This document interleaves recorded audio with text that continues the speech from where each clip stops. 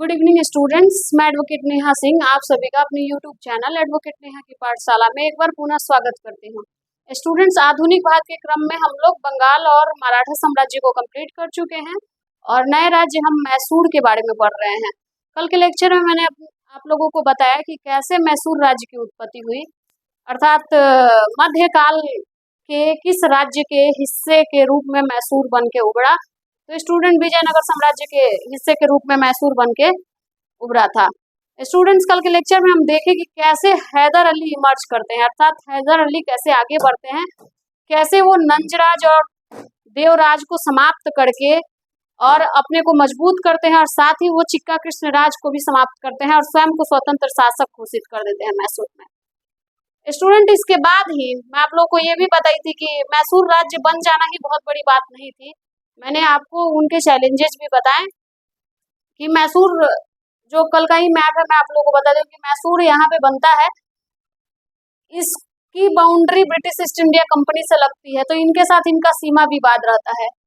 मराठा जो रहते हैं आपके महाराष्ट्र के क्षेत्र में मराठा रहते हैं और हैदराबाद के निजाम रहते हैं, तो इनको भी एक टेंशन रहता है, क्योंकि इनको ये टेंशन रहता है कि एक सामान्य आदमी जो एक प्रशासन में सैनिक के तौर पे आता है और अचानक तो नहीं ही हुआ होगा, लेकिन उसको अचानक ही माना जाएगा। अचानक वो कैसे अपने आप को इमर्ज करता है और इमर्ज करके स्वयं को शासक के रूप में स्थापित कर देता है। तो ये सबसे बड़ा चैलेंज था।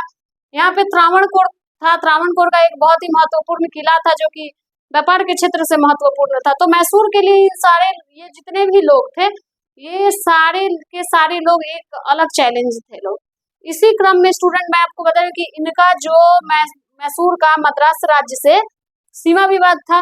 हैदर अली अपने आप को मैसूर में एक शासक के रूप में स्थापित कर चुके थे और मैसूर के उस समय के जो शासक थे उनसे इनकी समस्या खत्म हो चुकी थी। अब समस्या इनको किससे थी? तो भारत में जो ब्रिटिश ईस्ट इंडिया कंपनी के लोग थे और ब्रिटिश ईस्ट इंडिया कंपनी के व्यापारिक गतिविधि थी, उससे इनको समस्या होती और समस्या हुई भी। और वही समस्या मैं आप लोगों को बताने जा रही हूँ कि इसी सीमा विवाद के कारण स्टूडेंट मैं कल ही बताई थी कि फर्स्ट आंग्ल मैसूर युद्ध की उत्पत्ति हुई। पहला आंग्ल मैसूर युद्ध 1767 से 1769 के बीच लड़ा गया। अब ये युद्ध का कारण मैं आपको बता दी कि सिर्फ और सिर्फ सीमा विवाद था। हुआ ये कि मद्रास को ये लगा कि ये बहुत ज्यादा इमर्ज कर जाएंगे तो हमारे लिए बाधा उत्पन्न करेंगे। मद्रास प्रेसिडेंसी अपने आप को समझती थी कि हम बहुत ज्यादा मजबूत हैं, क्योंकि स्टूडेंट आप पिछले सारे लेक्चर्स में देख चुके हैं कि कैसे British east India company Plassey का युद्ध लड़ती है, जीत दर्ज करती है, बक्सर का युद्ध लड़ती है, उसमें भी विजय प्राप्त करती है। तो इस टाइम पीरियड में ब्रिटिश ईस्ट इंडिया कंपनी अपने आप को अजय समझती है और साथ ही भारत के लोग भी ब्रिटिश ईस्ट इंडिया कंपनी को समझते हैं कि इनको कोई पराजित नहीं कर सकता है। और इनका यही अहंकार भी ही इनको प्रथम आंग्ल मैसूर युद्ध के तरफ आकर्षित करता है और ये प्रभावित होकर सीमा विवाद को क्या करते हैं, सीमा विवाद को बहुत ज्यादा बढ़ा देते हैं। होता क्या है कि जब ये सीमा विवाद को लेके मैसूर पे आक्रमण करते हैं तो उस समय हैदर अली शासक रहते हैं। ये हैदर अली और ब्रिटिश ईस्ट इंडिया कंपनी के मद्रास प्रेसिडेंसी के बीच होता है सीमा विवाद के कारण। इस युद्ध में स्टूडेंट्स हैदर अली एक तो कुशल सैनिक रहते ही हैं, ये इतनी मजबूती से और इतनी तटस्थता के साथ इनका सामना करते हैं कि ब्रिटिश ईस्ट इंडिया कंपनी यहाँ पराजित हो जाती है और हैदर अली मद्रास प्रेसिडेंसी के 5 मील अंदर तक अपना अधिकार कर लेते हैं। अर्थात इस युद्ध में हैदर अली और ब्रिटिश ईस्ट इंडिया कंपनी के बीच हुई, ब्रिटिश ईस्ट इंडिया कंपनी पराजित हुई। 5 मील अंदर जब हैदर अली प्रवेश कर जाते हैं मद्रास प्रेसिडेंसी में, तो मद्रास प्रेसिडेंसी को समस्या समझ में आती है कि अगर अभी भी हम नहीं रुके और हैदर अली से युद्ध करते रहें तो शायद मद्रास प्रेसिडेंसी का नाम समाप्त हो जाएगा। और इसके लिए ब्रिटिश ईस्ट इंडिया कंपनी यहाँ अपनी कूटनीति का परिचय देती है और क्या करती है स्टूडेंट की इस युद्ध को समाप्त करने के लिए एक संधि कर लेती है। संधि कहे तो उस संधि से युद्ध को समाप्त किया जाता है। कौन सी संधि की जाती है स्टूडेंट? तो यहाँ पे एक संधि होती है जिस संधि का नाम रहता है मद्रास की संधि। उस टाइम पीरियड में स्टूडेंट अंग्रेजों का एक बहुत बुरा आदत रहता है। इनका आदत ये रहता है कि जब ये किसी का क्षेत्र जीतते हैं तो वो देने में इनको बहुत बुरा लगता है। ये उसको देने में मतलब कई बहाने ढूंढते हैं, नहीं देना चाहते। इवन अगर उसकी जगह जरूरत पड़े तो युद्ध भी लड़ लेते हैं। लेकिन जब इनकी क्षेत्र पे हैदर अली ने अधिकार कर लिया और इनको लगा कि अगर हैदर अली को युद्ध नहीं रुका, इससे होने वाला युद्ध नहीं रुका तो हम समाप्त हो जाएंगे, तो इन्होंने प्रस्ताव रख दिया युद्ध के समाप्ति का। और उस टाइम एक संधि हुई जिस संधि का नाम था मद्रास की संधि। इस संधि में पहला पॉइंट यही था कि एक दूसरे के जीते हुए क्षेत्र को लौटाएंगे। मैक्सिमम संधि आप देखे होंगे, अभी तक आपने मराठा में भी देखा, मैक्सिमम संधि जो ये लोग करते थे उसमें ये पॉइंट जरूर रहता है, एक दूसरे के जीते हुए क्षेत्र को वापस कर दिया जाएगा। अर्थात 5 मील अंदर घुस गए हैं हैदर अली, तो इसको मद्रास प्रेसिडेंसी कह रही है कि देखिए आप मेरा क्षेत्र दे दीजिए, हम जो आपके क्षेत्र पर अधिकार किए हैं हम आपको दे देंगे। साथ ही इस क्षेत्र को वापस कर लिया जाता है और यहीं पे ये युद्ध समाप्त कर लिया जाता है। और इस युद्ध को समाप्त, ये तो ब्रिटिश ईस्ट इंडिया कंपनी का बात रहता है कि हम एक दूसरे के जीते हुए क्षेत्र को समाप्त कर लेंगे। लेकिन हैदर अली शांत नहीं बैठते हैं। भले ही शिक्षित नहीं है ये, लेकिन कुशलता और प्रशासनिक कुशलता इनके में कूट कूट कर भरी थी स्टूडेंट। ये ब्रिटिश ईस्ट इंडिया कंपनी के पास एक प्रस्ताव रखते हैं और वो प्रस्ताव रखते हैं कि आप निजाम, मराठा तथा निजाम के साथ मिलकर कोई कन्फेडरेशन नहीं बनाएंगे, कोई संघ नहीं बनाएंगे।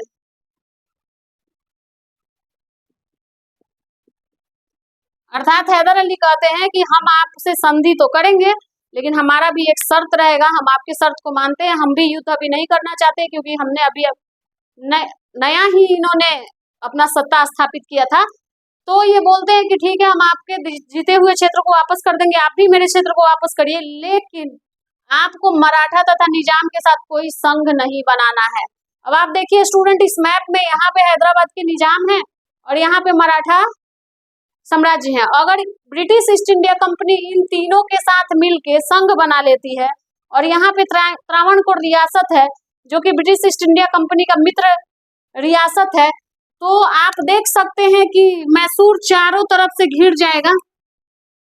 और जब ये चारों तरफ से घिर जाएगा तो इधर तो सिर्फ और सिर्फ समुद्र ही है। तो शायद इस व्यक्ति को इस बात का आभास था कि अगर ये लोग मिल जाते हैं तो मेरे लिए शासन करना मुश्किल हो जाएगा। तो यहाँ पे अपनी कूटनीति का परिचय देते हैं और बोलते हैं कि ठीक है आप कोई संघ नहीं बनाएंगे। स्टूडेंट इसको नोट कर लीजिए, फिर मैं आगे बताती हूँ। तो स्टूडेंट्स अब ये देखिए कि कैसे मद्रास की संधि से जो 1769 में होती है, इससे पहला आंग्ल मैसूर युद्ध समाप्त हो जाता है। अब यहाँ से क्या होता है कि शासन प्रशासन का क्रम चलता है। हैदर अली अपने प्रशासन को संभालने में लग जाते हैं और वो पूरा जैसे फ्रांसीसियों के सहयोग से अपने एडमिनिस्ट्रेशन को स्ट्रॉन्ग करते हैं, अपने आर्मी को स्ट्रॉन्ग करते हैं और साथ ही साथ प्रशासन में कुशल लोगों की हिस्सेदारी स्थापित करते हैं। ऊंचे पद, इनके साम्राज्य में ऊंचे पद पे हिंदू मुस्लिम दोनों को रखा जाता है, अर्थात नोबेल लोगों को स्थान दिया जाता है। नोबेल लोग जो रहते हैं उनको मौका दिया जाता है। अब होता यह है कि जैसे ही अपने एडमिनिस्ट्रेशन में व्यस्त होते हैं, ब्रिटिश ईस्ट इंडिया कंपनी की जो मद्रास प्रेसिडेंसी रहती है स्टूडेंट, ये चुपके से क्या करती है कि मराठा और हैदराबाद के निजाम के साथ एक गुप्त संघ बनाने लगती है। अर्थात कि हैदर अली के कहने के बावजूद भी ब्रिटिश ईस्ट इंडिया कंपनी क्या करती है, तो एक गुप्त संघ बनाती है। किसके साथ? तो मराठा और हैदराबाद के निजाम के साथ। और ये इन्हें समझाती है कि अगर आप लोग हमारा साथ नहीं देंगे तो मैसूर रियासत के जो शासक हैदर अली हैं, एक दिन इनके पास इतनी शक्ति आ जाएगी कि आपके स्वतंत्र रियासत को ये समाप्त करके उस पर भी अधिकार कर लेंगे। और मराठा और निजाम इसके बहकावे में आ जाते हैं और आने के बाद इनके संघ का हिस्सा बनने लगते हैं। जब इसकी सूचना स्टूडेंट हैदर अली को मिलती है तो वो आग बबूला हो जाते हैं। आग बबूला होने वाली बात ही थी, आप मद्रास की संधि करते हैं और मद्रास की संधि का बात ही नहीं मान रहे हैं तो कोई भी व्यक्ति नाराज होगा।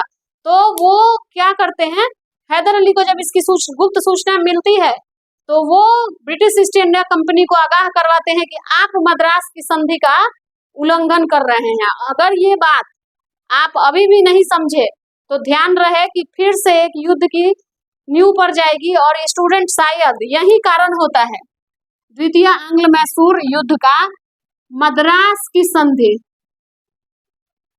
जैसे आपसे स्पष्टता पूछा जाए कि द्वितीय आंग्ल मैसूर युद्ध का कारण क्या था, तो मद्रास की संधि का उल्लंघन था। अर्थात मद्रास की संधि में जो जो बातें कही गई थी, ब्रिटिश ईस्ट इंडिया कंपनी उस बातों पे नहीं खड़ी रही और वो इस बात अपने जो फैक्ट्स थे, अपने जो तथ्य वो लोग रखे थे उससे पीछे हट गई ब्रिटिश ईस्ट इंडिया कंपनी। अब क्या हुआ कि टीपू सुल्तान बोल रहे हैदर अली क्या किए कि अब ये मद्रास की संधि का उल्लंघन किए। फिर हैदर अली ने क्या किया कि क्या किया हैदर अली ने कि मराठा तथा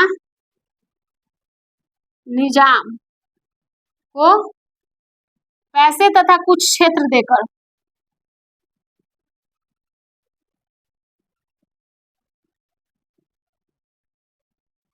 ब्रिटिश ईस्ट इंडिया कंपनी से अलग कर दिया,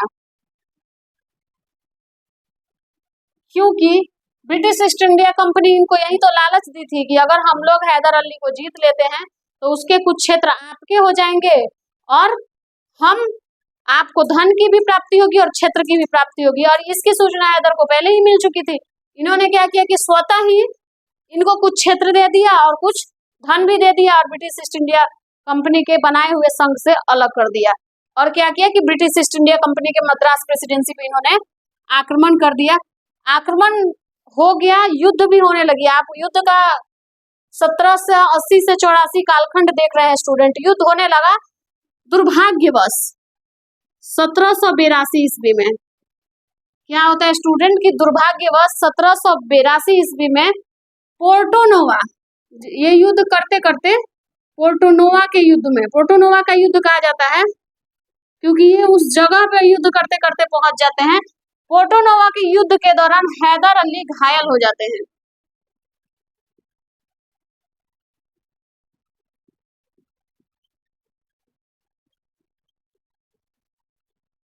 तथा कुछ समय पश्चात ही इनकी मृत्यु हो जाती है। अब मृत्यु होने के बाद क्या होता है स्टूडेंट कि यहीं पे तत्काल में इनके पुत्र जो रहते हैं टीपू सुल्तान को शासक बनाया जाता है।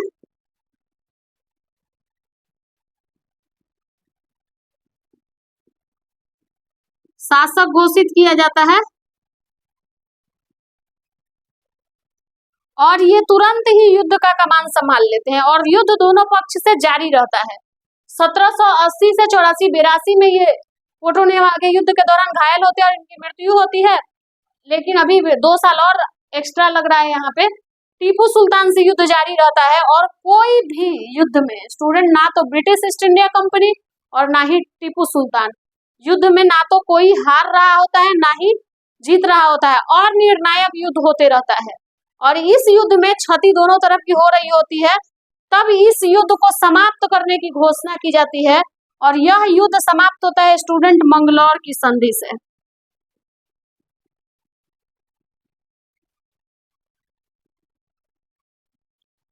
क्योंकि युद्ध बहुत लंबे समय तक चल गया होता है और निर्णायक रहता है और British east India company Mysore के बहुत अधिक क्षेत्र पर अधिकार कर ली होती है।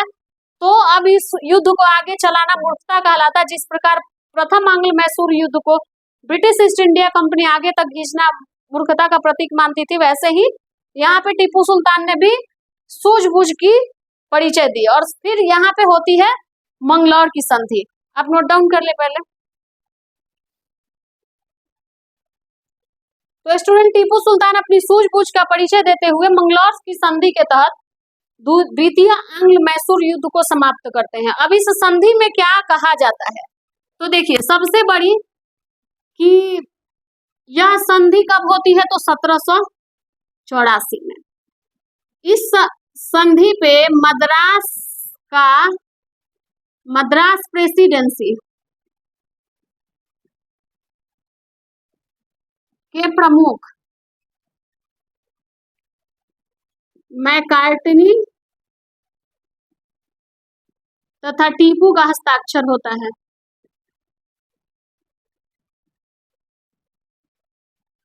जो कि स्टूडेंट्स गलत होता है, क्योंकि आपको पता है कि 1773 के रेगुलेटिंग एक्ट के तहत मद्रास प्रेसिडेंसी और बम्बई प्रेसिडेंसी को बंगाल प्रेसिडेंसी के अधीन कर दिया गया रहता है, और उस हिसाब से वारेन हेस्टिंग्स क्या रहते हैं, वहां के गवर्नर जनरल रहते हैं। तो वहां पे इस संधि पे अगर किसी का हस्ताक्षर होना चाहिए था तो वो हेस्टिंग्स का होना चाहिए था, लेकिन मैकार्टनी और टीपू के हस्ताक्षर से ये संधि हो गई। तो इन दोनों के हस्ताक्षर से ये संधि हुई, जिस कारण वारेन हेस्टिंग्स ने इस संधि को खोखली संधि कहा। उनका मानना था कि वो इस संधि को नहीं मानते हैं। क्यों नहीं मानते हैं? क्योंकि इस संधि पे मैकार्टनी को हस्ताक्षर करने का अधिकार ही नहीं था, क्योंकि 1773 के एक्ट के तहत बंगाल प्रेसिडेंसी के लिए क्या थी, ऑथराइज्ड थी, न कि मद्रास प्रेसिडेंसी। तो मैकार्टनी ने हस्ताक्षर किया। इसमें भी बात हो गई वही कि दोनों पार्टी, जैसे British east India company plus Mysore, एक दूसरे के क्षेत्र वापस करेंगे।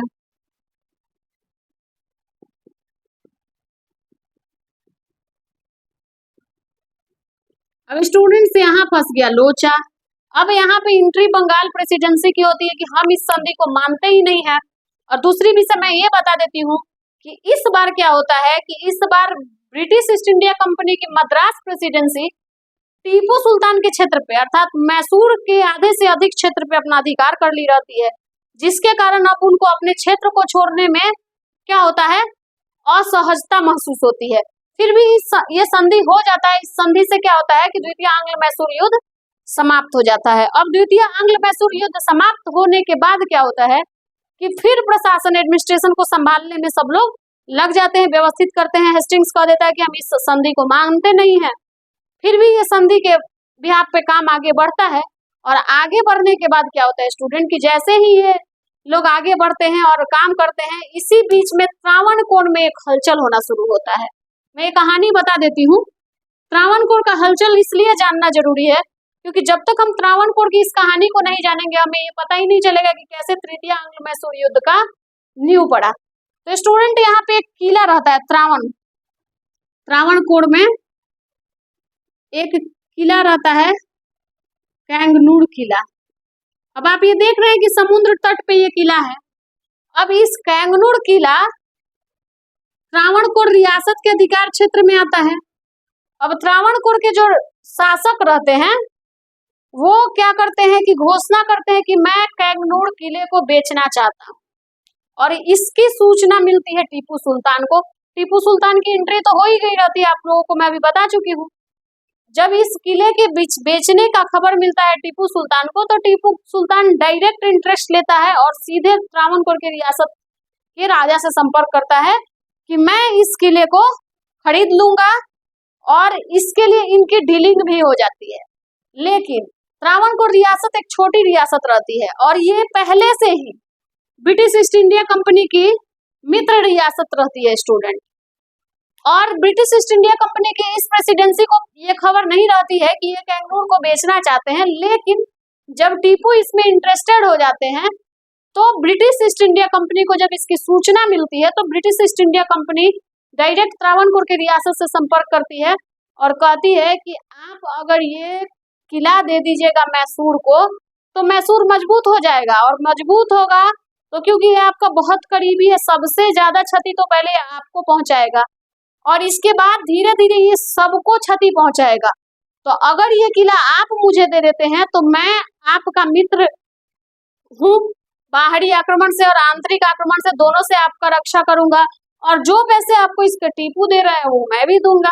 अब त्रावणकोर की रियासत को ये बात जचती है कि भाई वास्तविकता है, अगर हम टीपू सुल्तान को देते हैं तो टीपू सुल्तान मजबूत होंगे और मजबूत हो, यही हमारे देश की समस्या रही जिसके कारण हम इतने समय तक गुलाम रहे, और आज भी यही समस्या व्याप्त है। हम एक दूसरे को के समस्या को नहीं सुलझाते हैं, बशर्ते हम अपनी आंतरिक समस्या को बाहर भेजते हैं, जिसके कारण बहुत ही विकट समस्या उत्पन्न हो जाती है। तो यहाँ भी वही हुआ, टीपू को न देके त्रावणकोर रियासत ने ब्रिटिश ईस्ट इंडिया कंपनी को कैगनूर का किला बेच दिया। इसकी सूचना जब टीपू सुल्तान को मिली तो वो फिर यहाँ पे आग बबूला हो गए कि कैसे वो, जब बात मेरे से बेचने की थी तो ये कैसे ऐसा कर सकते हैं। अब टीपू सुल्तान क्या किए कि मैसूर से अपनी सेना ली और त्रावणकोर रियासत पर आक्रमण कर दिया, और त्रावणकोर रियासत पर जब ये आक्रमण किए तो जब इसकी सूचना मद्रास प्रेसिडेंसी को हुई तो मद्रास प्रेसिडेंसी त्रावणकोर के सहयोग में आई, और फिर इन दोनों का आमना सामना हो गया, और स्टूडेंट यहीं पे तीसरा आंग्ल मैसूर युद्ध शुरू हो गया। तो तीसरा आंग्ल मैसूर युद्ध शुरू हो गया। अब कल हम पढ़ेंगे कि तीसरे आंग्ल मैसूर युद्ध का परिणाम क्या रहा, ये युद्ध कैसे समाप्त हुआ, किसके पक्ष में रहा। अब इन सब चीजों को जानना चाहते हैं तो आप हमारे साथ बने रहिए, आप हमारे नेक्स्ट लेक्चर का वेट करिए। नेक्स्ट लेक्चर में मैं जरूर बताऊंगी। प्रीवियस ईयर क्वेश्चन आप लोग बनाना बिल्कुल भी मत भूलिए। डेली हमारे साथ आप 8 से 9 जुड़िए लाइव सेशन में और प्रीवियस ईयर क्वेश्चन को बनाइए, और साथ ही साथ स्टूडेंट्स हमारे चैनल को लाइक करिए, शेयर करिए, सब्सक्राइब करिए। Thank you.